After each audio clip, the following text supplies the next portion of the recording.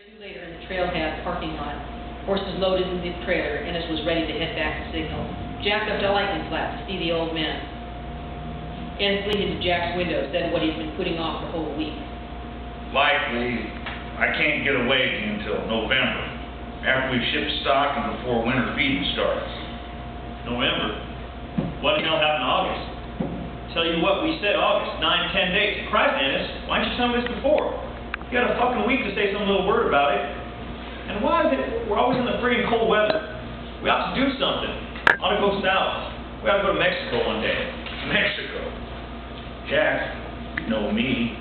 All the traveling I've ever done is going around the coffee pot looking for the handle. I'll be running to Baylor all August. That's what's the matter with August. Lighten up, Jack. We can hunt in November. Kill a nice elk. Try if I can get Don Rose's cabin again.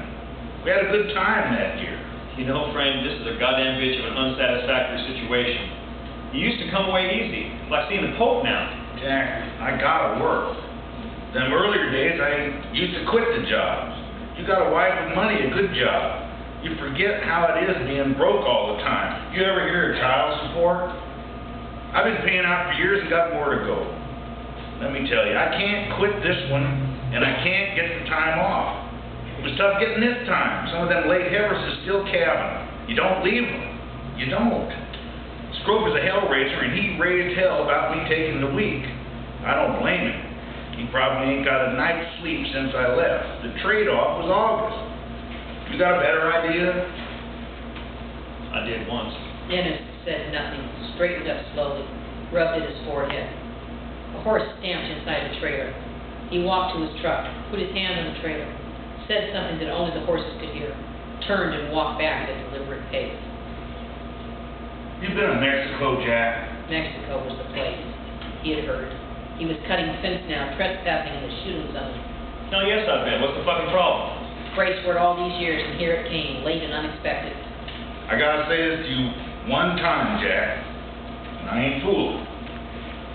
What I don't know, all them things I don't know, could get you killed if I should come to know them. Try this one, and I'll say it just one time. Tell you what, we could have had a good life together, or a fucking real good life.